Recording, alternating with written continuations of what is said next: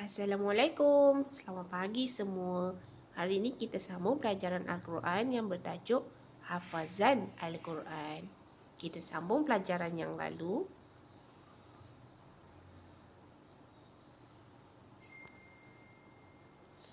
Kepentingan menghafaz Al-Quran. Kepentingan menghafaz Al-Quran. Penting ke menghafaz Al-Quran ni? Apa yang kita dapat? Baik, murid-murid, kita baca ya. Dengar. Menghafaz Al-Quran adalah suatu amalan yang mulia dan terpuji. Orang yang menghafaz Al-Quran akan mendapat kedudukan yang istimewa di sisi Allah Ta'ala. Para ulama yang tersohor kebanyakannya terdiri daripada mereka yang menguasai Al-Quran dan As-Sunnah. Inilah rahsia mereka menjadi umat yang hebat. Hukum menghafaz Al-Quran. Apa hukumnya?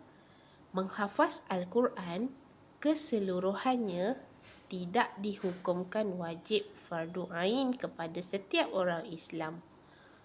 Hukum menghafaz Al-Quran adalah fardu kifayah.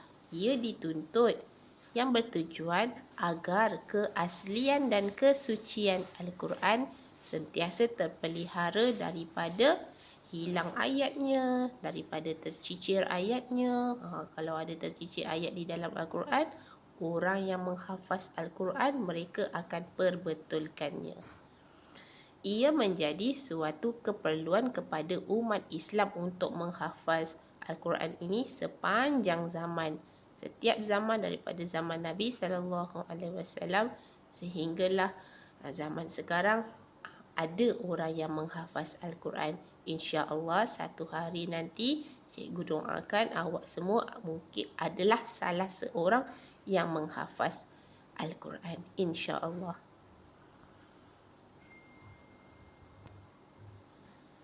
Tujuan menghafaz Al-Quran. Tujuan menghafaz Al-Quran. Kenapa kita kena hafaz Al-Quran? Satu, mengikut sunnah Rasulullah sallallahu alaihi wasallam. Nabi sallallahu alaihi wasallam baginda pun menghafaz Al-Quran. Kita ikut apa yang Nabi buat, kita dapat ganjaran pahala. Yang kedua, kenapa kita kena menghafaz Al-Quran? Al-Quran diturunkan di dalam bentuk hafazan. Ya, Al-Quran dia tidak diturunkan satu buku begitu, tidak. Tetapi Allah turunkan dalam bentuk hafazan.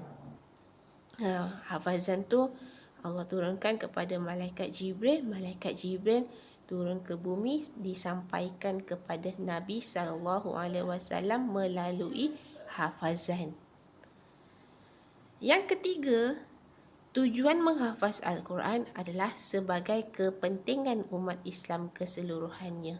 Ya, di dalam Al-Quran ada panduan-panduan, rujukan kita. Kalau kita makan tangan kiri, boleh ke tak boleh? Kalau kita bangun tidur, kita tak baca doa, boleh ke tak boleh? Kalau kita solat tapi kita tak ambil wudu, boleh ke? Dekat dalam Al-Quran semua ada isi-isinya. Sebab itu kita sangat penting kita menghafaz Al-Quran supaya kita tahu apa maksudnya, apa yang disampaikan dalam Al-Quran tu dan sebagainya. Yang keempat, memelihara Al-Quran daripada kesilapan percetakan atau penyelewengan. Sebab itu kena hafal Al-Quran. Mungkin ada orang dia buat salinan photostat Al-Quran daripada muka surat 1 sampai terakhir, ada yang tercecer dekat muka surat tengah-tengah tu.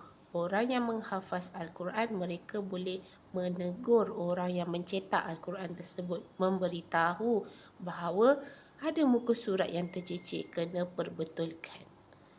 Baik. Seterusnya, keistimewaan dan kelebihan orang yang membaca dan menghafaz Al-Quran. Orang yang baca dan hafal Al-Quran ni apa yang mereka dapat? Satu, merupakan golongan pilihan dan mendapat anugerah Allah Ta'ala semasa di dunia. Ya, orang sangat memuliakan, sangat menjaga mereka-mereka yang menghafaz Al-Quran ini.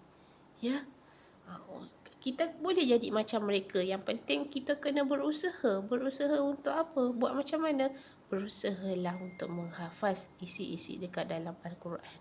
Ya.